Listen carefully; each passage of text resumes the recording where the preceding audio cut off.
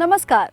बाढ़ की विभीषिका या नम जमीन जैसे कई कारणों से हमारे किसान भाई धान की कटाई के बाद गेहूं की बुआई करने में देर करते हैं। खेत को तैयार करने के लिए कई दफे जुताई में मेहनत और पूंजी दोनों लगाते हैं, लेकिन अफसोस देर से बुआई का असर गेहूं की पैदावार पर पड़ ही जाता है। किसान भाइयों, अगर देखा जाए तो कहीं ना कहीं इसके पीछे एक और कारण है, और वो ये है कि आप तक कृषि की आधुनिक यंत्रों की पहुंच नहीं है। तो आइए अपने इस भाग में हम आपको जानकारी देते हैं जीरो टिलेज तकनीक के बारे में। हम आपको ये भी बताएंगे कि ये तकनीक आपके लिए क्यों है उपयोगी।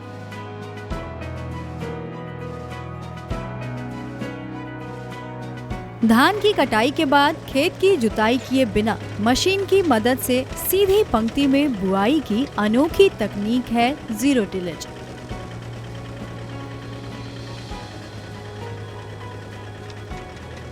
खरीफ सीजन के तुरंत बाद इस विधि से गेहूं की बुआई करने से कम लागत में अच्छी पैदावार ली जा सकती है। ये देखिए, यही है जीरो टिलेज मशीन। आइए अब इस मशीन की बनावट पर गौर करें। जैसा कि आप देख पा रहे हैं, इस मशीन में साधारण सीड ड्रिल की तरह ही दो बक्से बने होते हैं, जिसमें से एक बक्से में बीज डाला जाता है और दूसरे में खाद। आमतौर पर इस मशीन में 9 या 11 फाड़े होते हैं। आप देख सकते हैं कि ये फाड़े आगे से नुकीले बने होते हैं, ताकि ये जमीन में सिर्फ पतली सी दरार ही खोद सकें।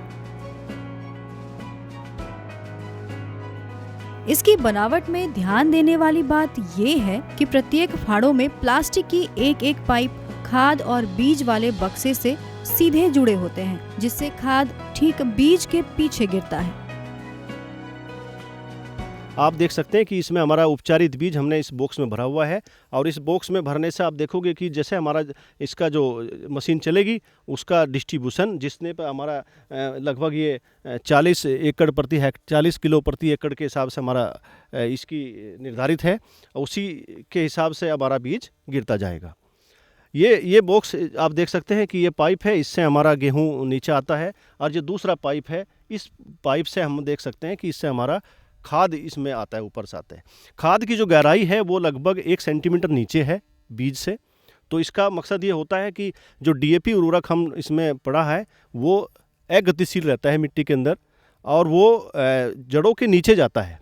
तो उसका जो स्थापना है मिट्टी के अंदर, वो बीज के 1 सेंटीमीटर नीचे है, जिससे कि बीज की जड़ें निकलेंगी, पौधा उगेगा, पौधे की जड़ें बनेंगी, और पौधे की जड़ों के संपर्क में हमारा उर्वरक रहेगा, जिससे कि उसका वो उचित उपयोग कर सकता है। तो किसान भाइयों, इस मशीन के कई फायदे के कारण गेहूं के लिए शून्य जुताई पद्धति यानी जीरो टिलेज विधि किसी वरदान से कम नहीं है। परंपरागत तकनीक से गेहूं की बुआई करने की बजाय जीरो टिलेज तकनीक को तवज्जो देने के पीछे कई ऐसे कारण हैं जिसे आप और नजरअंदाज नहीं कर सकते। जैसे जीरो टिलेज से खेती करने पर बिना खेत जोते पंक्ति में गेहूं की बुआई तथा मिश्रित खाद का प्रयोग एक साथ किया जा सकता है। इस यंत्र के प्रयोग से बीज उचित गहराई में गिरते हैं, जिससे अंकुरण काफी अच्छी होती है। आपको ये भी बताते चलें कि छिड़काव विधि की तुलना में इस यंत्र के उपयोग से बीज एवं उर्वरक की मात्रा भी कम लगती है, और तो और खेत की जुताई न होने के कारण मिट्टी में नमी अधिक दिन तक संरक्षित रहता है, जिससे सिंचाई खर्च में भी बचत होती है। इसके अलावा अगर गौर करें तो बुआई के इस विधि से पौधों का वितरण समान रूप से हो पाता है, जिसके कारण कीट रोगों का प्रकोप कम होता है।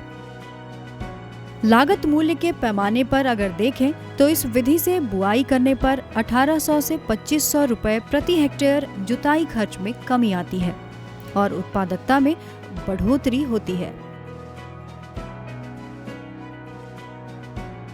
चूंकि धान की कटनी के बाद बगैर जुताई के गेहूं बोने से धान के पौधों के अवशेष सड़कर खेत में ही मिल जाते हैं, इसलिए मिट्टी की गुणवत्ता में और भी बढ़ोतरी होती है। साथ साथ गेहूं की फसल में खरपतवार की समस्या भी कम देखने को मिलती है। तो देखा आपने, बिना जुताई के भी आप गेहूं की उन्नत पैदावार पा सकते हैं। लेकिन इससे पहले कि आप गेहूं की इस जीरो टिलेज तकनीक को अपनाएं, आपको करनी होगी कुछ खास तैयारियां और इसके साथ ही आपको मशीन द्वारा बुआई की अलग अलग विधियों को भी समझना होगा। तो चलिए गौर करते हैं इन तमाम पहलुओं पर। किसान भाइयों, इस विधि को अपनाने के पहले आपको थोड़ी तैयारी करनी पड़ती है। जैसे सबसे पहले आप अपने खेत की पड़ताल कर लें। यदि जमीन उबड़ खाबड़ हो तो इस मशीन का प्रयोग ना करें, या फिर अगर खेत में खरपतवार अधिक दिखाई दे रहा हो तो बुआई के 7 से 10 दिन पहले ग्लाइफोसेट 41% दवा का इस्तेमाल 1 लीटर प्रति एकड़ की दर से करना चाहिए, ताकि खरपतवार पूरी तरह से नष्ट हो जाए। ध्यान रखने वाली बात ये भी है कि जीरो टिलेज मशीन से बुआई करते समय मशीन को कल्टीवेटर की तरह नहीं चलाना चाहिए। आमतौर पर इस मशीन से बुआई की 2 विधियां प्रचलित हैं। तो आइए सबसे पहले किनारे से किनारा विधि को समझते हैं। दरअसल इस विधि में खेत के किसी एक किनारे से 3 मीटर मापकर चिन्हित कर देते हैं। यही प्रक्रिया सामने वाले छोर पर भी करते हैं। ऐसा इसलिए किया जाता है ताकि इस 3 मीटर जगह में ट्रैक्टर आसानी से मोड़ा जा सके। अब ट्रैक्टर को चिन्ह के दाहिने या बाएं वाले मेड़ से सटाकर चिन्ह के पास पिछला चक्का इस प्रकार रखते हैं कि जीरो टिलेज मशीन के फाड़ लगाए गए निशान पर ही पड़े। दूसरे छोर पर जाकर जब मशीन निशान को छू ले तो हाइड्रोलिक से मशीन को ऊपर उठा लेते हैं। अब ट्रैक्टर को घुमाकर फिर पहले वाले स्थान के बगल में इस प्रकार ले आएं कि ना तो पहले वाले जुते हुए भाग पर मशीन दोबारा चले और ना ही बीच में जमीन का कोई हिस्सा छूटा रह जाए। अब मशीन चिन्ह पर नीचे गिराकर बुआई करते हैं। इस तरह से जब पूरे खेत की बुआई हो जाए तो दोनों छोर पर छूटे हुए भाग में बुआई करनी चाहिए। जरा गौर करें, इस भाग में ट्रैक्टर को पहले की दिशा के लंबवत करते हैं। ऐसा करने से बुआई अच्छी तरह से हो पाती है। बुआई की दूसरी विधि है किनारा से मध्य विधि। इस विधि में बुआई की प्रक्रिया लगभग किनारा से किनारा की तरह ही है। दोनों विधि में अंतर सिर्फ इतना है कि एक बार जब मशीन किनारे से होते हुए एक छोर से दूसरे छोर जाती है तो वापसी में मध्य से लौटती है। बुआई की विधि चाहे कोई भी हो, लेकिन जीरो टिलेज अपनाने के साथ ही आपको ध्यान में रखनी होगी कुछ जरूरी बातें। जी हाँ, कुछ सावधानियां भी बरतनी होगी, जिसके बाद ही आप गेहूं की अच्छी फसल ले पाएंगे।